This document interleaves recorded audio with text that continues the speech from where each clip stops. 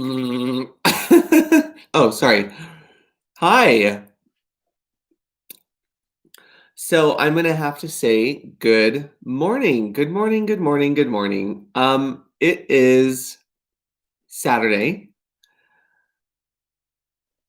January 9th, 2021. Sorry, it's 4:33 a.m. And I just woke up. Ah,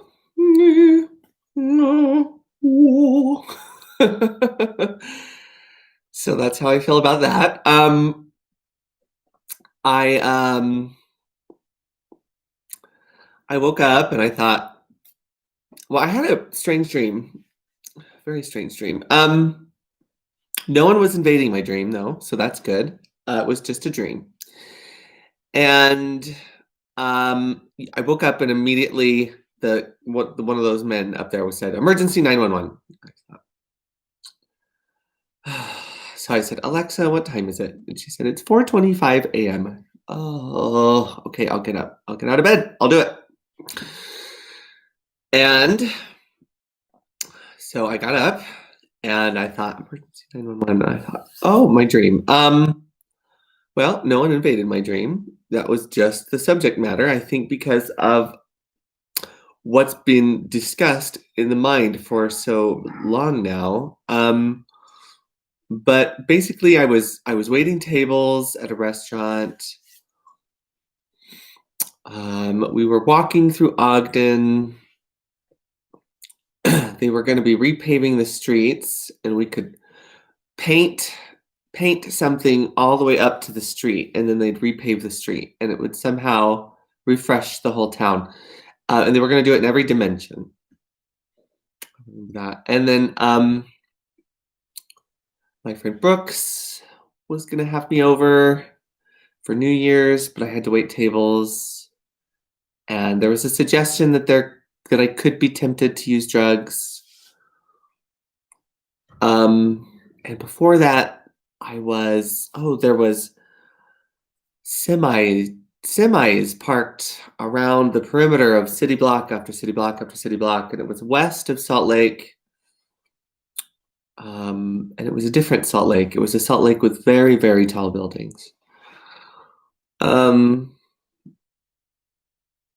I went and I parked, and I was up, and there were people that were down, and then I went over, something like that. Anyways, so it was a strange dream, but I wouldn't say it was an emergency 911. I think he said emergency 911 because there was the suggestion that I could be tempted to use drugs, and I oh, I did, yeah, earlier before that, in the dream, I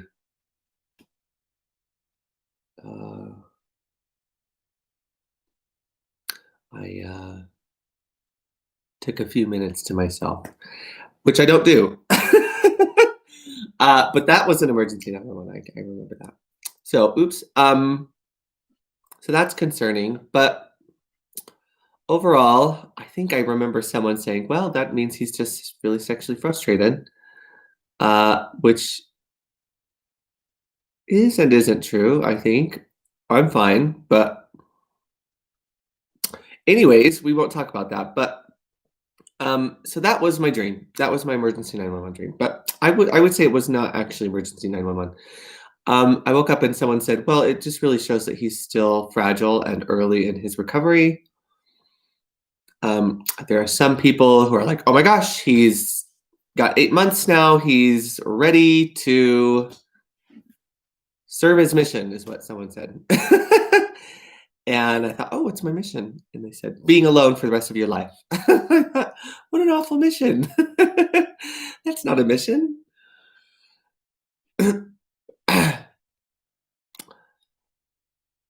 And then someone said, "Well, these people from the Church of Jesus Christ they're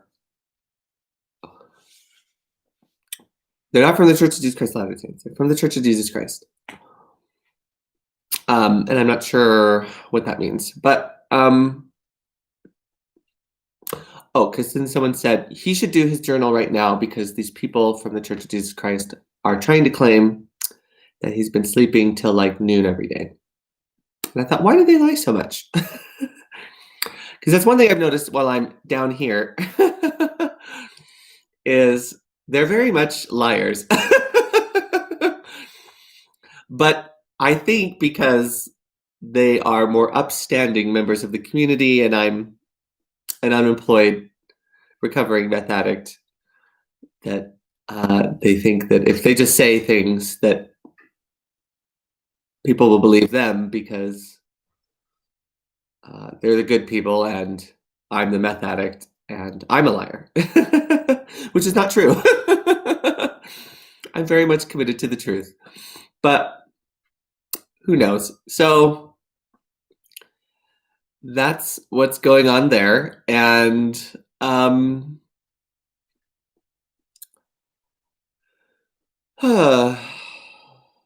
they just don't like me. Someone said they just don't like me. Ah! Well, I'm not really their biggest fan either. I have never met them. I don't know their names or what they look like. I just know that they're not the most amazing people in the world, but hey, I'm not the most amazing person in the world. Different types of not the most amazing, yes, but because I'm just kind of ugly. I kind of look like a troll or something sometimes. Look at this. And I'm kind of a loser. I'll admit. I can keep a job, but for some reason down here not down here, not down here, not down here. I just mean like down here, this place I'm in.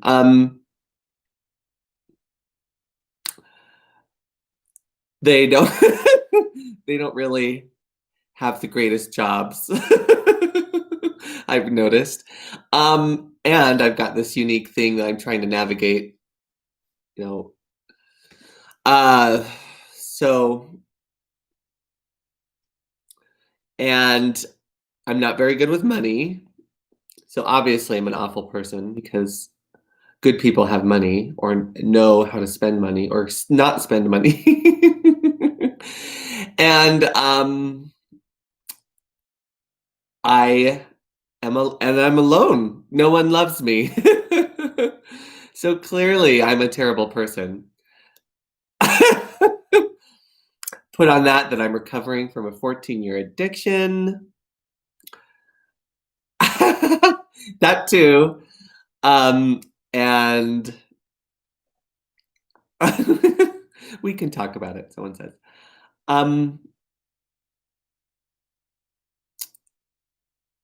And you've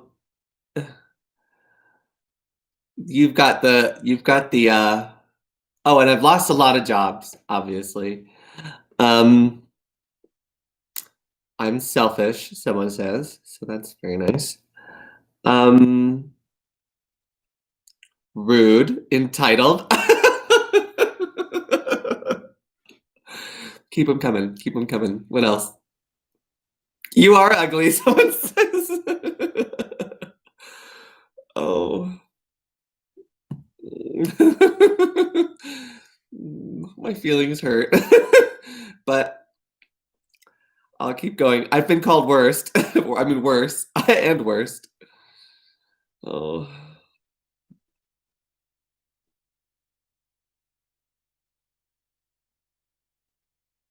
Anyways.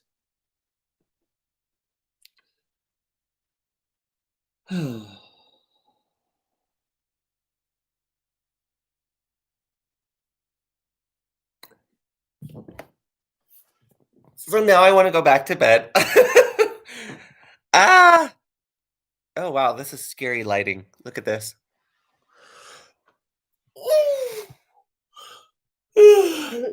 That's how I feel. This is my yoga mat.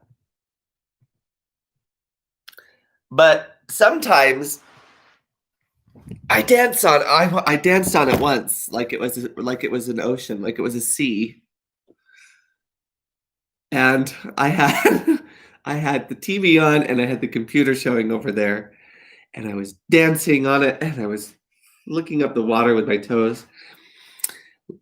and I had this whole little train built through the sea, and it led up to something up here, and Moses was around or something. And it was very it was a very loving thing. Yeah.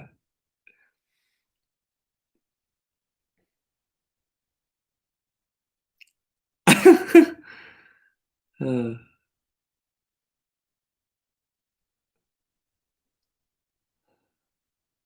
oh, yeah. And then there was the old man in the sea.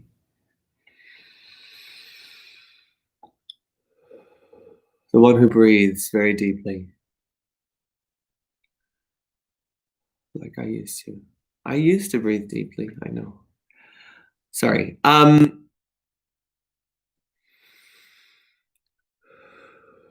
Now I barely breathe.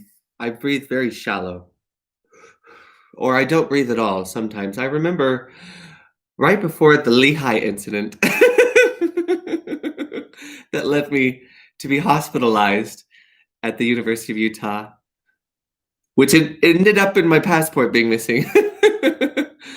um, right before then, I was walking around Provo. It was at night, and the air was very shallow, and I felt like I was somewhere else, definitely somewhere else. Um,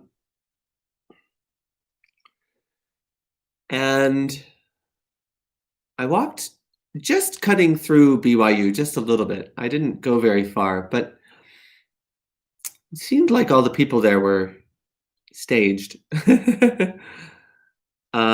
That was very strange.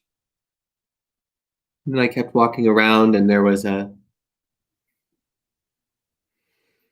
hospital being redone. I thought, I need to go to the bathroom. So I tried to get into the hospital, but I couldn't. And I ended up having to go to the restroom at a bus stop as best I could to it was a covered bus stop, so it was okay. I mean, it wasn't okay, but I really had to go to the bathroom. And there was just nowhere to go. And then I was very cold, and I went over. There was a little office complex, and there was a dental office, but it looked like the entrance to something else, perhaps. And then I walked over and I got on the bus, and that bus took me to Lehigh. Or no, it didn't. It took me to the Provo Frontrunner station, and then I took the train back up to Lehigh, and then that's when I got out and I went up to Traverse Mountain. But I did stop at McDonald's first. And a man who he looked homeless, he gave me a breakfast sandwich, and he said, "I want to give this to you." I said, "Thank you." And I sat in the lobby in front of a television. And I helped clean up the lobby because it was very messy. And I organized the ketchup packets. And then I sat down and I drank coffee in front of a television and talked to myself. And everyone that worked there just let me be. I got out and I went across the street, and there was a little gas station under construction called Porter's. And it reminded me of this idea I had a long time ago. And I remember telling my Aunt Deb about it. But to have a little store, a little convenience store where the service people from the past could bring things they'd made, or things from their estates, and bring them there, and they would sell them. And But the store would be in the future because people from the future would just love, love, love all of the things that they made on these estates. All of the food, the fresh dairy, just everything. Wonderful food. And then, of course, the entrance to the store would be on the estate. So they wouldn't have to be put into danger by leaving or coming back. They would just stay on the estate. They'd appear in the store. They'd bring what they were going to sell, and then they could trade or buy things. Some of them would bring fresh flowers, all kinds of things. And then they could take things from the future and bring them back. And it would all be sold in this same little convenience store, and it would be called Porter's. Was the idea. And so I saw this little convenience store under construction called Porter's, and I immediately remembered. And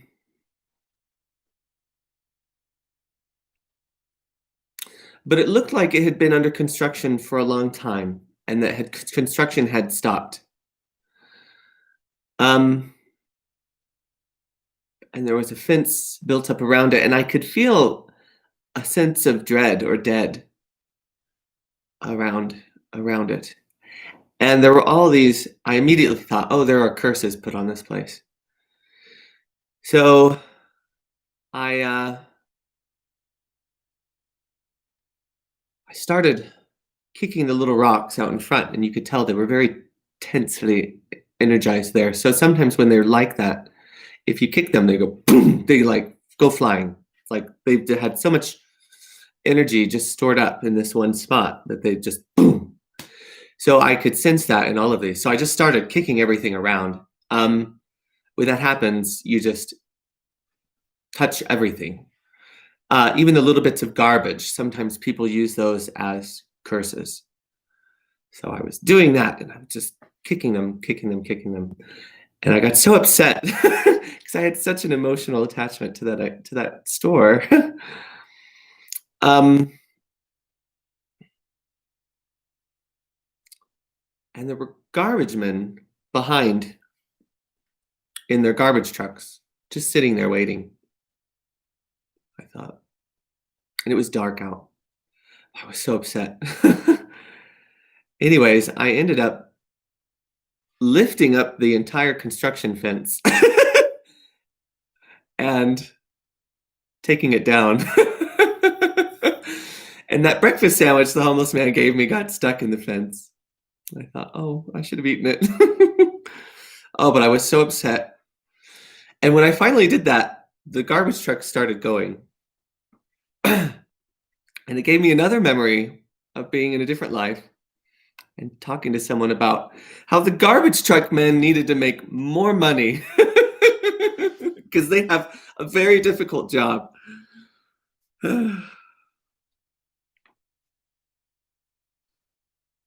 Anyways, it was a very strange day.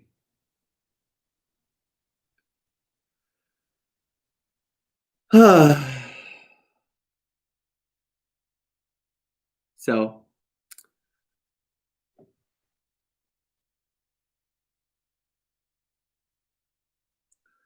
4:51 a.m. It's 4. Yep, it's 4:51. Okay, so so this is the nice thing about this is if we do this in the mornings. So I guess I'm going to do this in the mornings. Oh, smelly.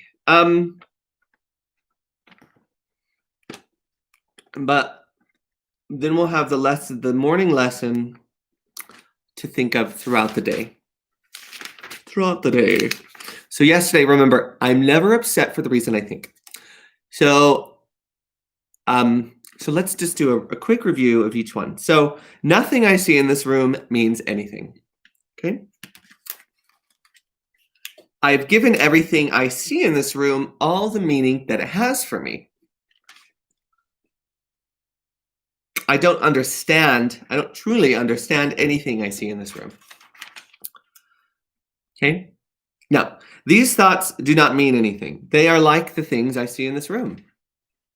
And I'm never upset for the reason I think. So we assign or attach reasons for our upset. Oh, well, I'm so upset because that person is just so rude. Right? But is that really why you're upset? And so we can start to examine the real meanings of our upset. And is it because maybe I'm so attached to the behavior of others, and maybe I'm attached to maybe I'm upset because their behavior reminds me of a time in my life that I'm not proud of, or that I'm upset with for myself for, or something like this. It's okay. So anyways, lesson 6. I am upset because, we did this yesterday. I'm upset because I see something that is not there. And then lesson 7, today's, is I see only the past. This is a very important one.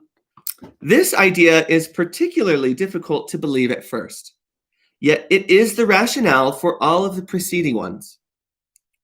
It is the reason why nothing that you see means anything. It is the reason why you have given everything you see all the meaning that it has for you. It is the reason why you do not understand anything you see. It is the reason why your thoughts do not mean anything and why they are like the things you see. It is the reason why you are never upset for the reason you think. And it is the reason why you're upset because you see something that is not there. Old ideas about time are very difficult to change because everything you believe is rooted in time. And it depends on your not learning these new ideas about it. Yet that is precisely why you need new ideas about time. This first time idea is not really so strange as it may sound at first. Look at a cup, for example. Do you see a cup, or are you merely reviewing your past experiences of picking up a cup, being thirsty, drinking from a cup, feeling the rim of a cup against your lips, having breakfast, and so on? Are not your aesthetic reactions to the cup too based on past experiences? How else would you know whether or not this kind of cup will break if you drop it? What do you know about this cup except what you learned in the past? You would have no idea what this cup is except for your past learning. Do you then really see it? Look about you. This is equally true of whatever you look at. Acknowledge this by applying the idea for today indiscriminately to whatever catches your eye. For example, I see only the past in this pencil. I see only the past in this shoe. I see only the past in this hand. I see only the past in that body. I see only the past in that face. Do not linger over any one thing in particular, but remember to omit nothing specifically. Glance briefly at each subject and then move on to the next. 3 or 4 practice periods, each to last a minute or so, will be enough. So try not to overthink it. Just really try and grasp the idea that, okay,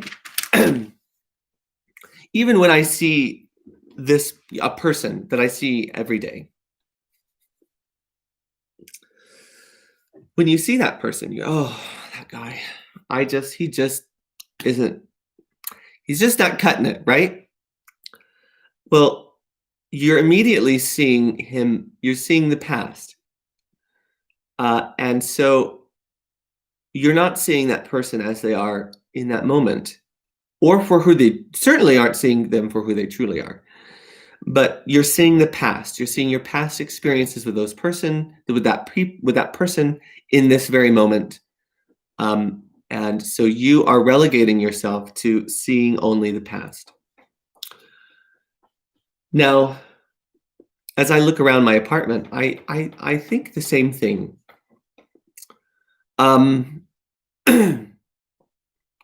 I see the past. And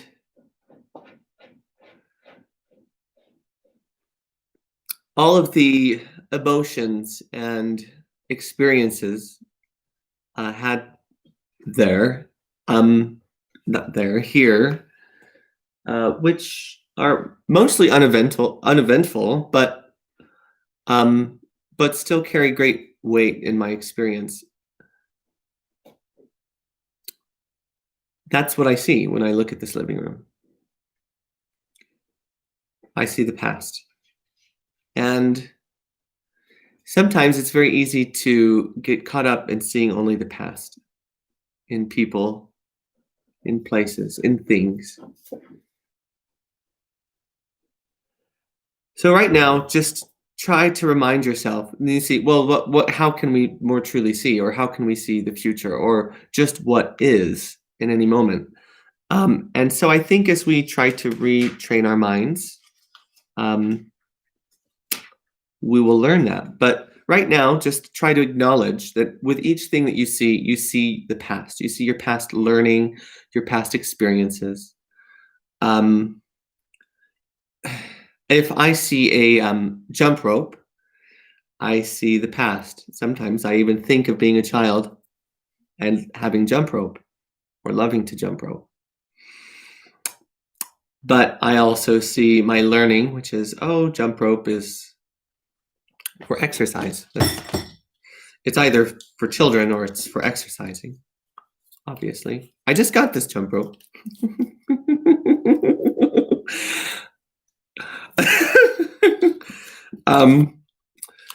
And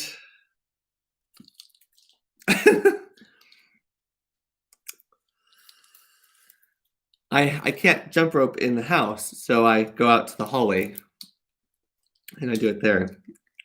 And I saw my neighbor, and the same one that the missionaries said they were doing a Secret Santa for a single mom. I thought, oh, I thought she had a boyfriend or a husband because he's in there quite a bit. Well, that was last month. This month, it was a very large, overweight Hispanic man with his shirt undone, going in there. I thought, oh, I didn't know that they had moved and someone had replaced them. It happens so often here. I swear this summer they had people moving in and out every few days. And I thought, are they all signing new leases? I just wanted to go into the leasing office and complain and be like, are you just letting people just move in and out every few days? But I thought, well, that would be ridiculous, and they'd probably just lie to me anyway. So,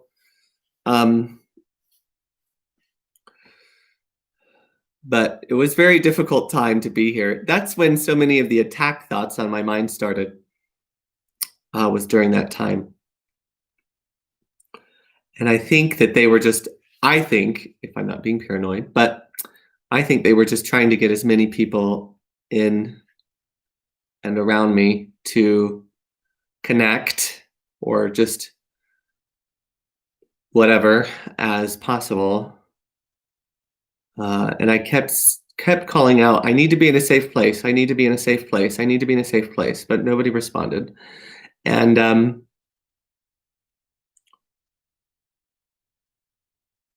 I didn't know what to do when my lease came up for renewal because I didn't have a job. So I just renewed because my parents said I couldn't move back in with them and I couldn't afford to be homeless. So that kept me here, even though I knew I should probably be somewhere else. Sometimes when you have so little resources, you have no option but to stay in a place that you know isn't very good for you. So that's what happened this summer. And anyways, our lease is coming up now in March. And I think if I could afford to leave this week, I would.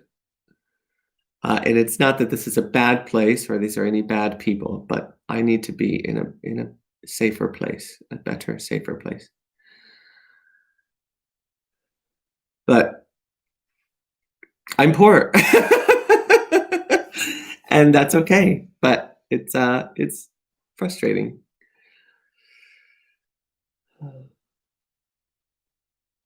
Anyways, so I see only the past. That's today's lesson 7. And I think that's a beautiful place to stop, or to begin, I guess, to end this video and to begin our morning. I am going to go have a cup of chamomile tea and chamomile, sorry. Oh, the chamomile. I'm weird. Okay, I love you. Have a wonderful morning. Mwah. I guess we'll be doing these in the mornings now so that nobody can claim I'm sleeping till noon every day. And have a wonderful day, and I love you, and take care. Goodbye.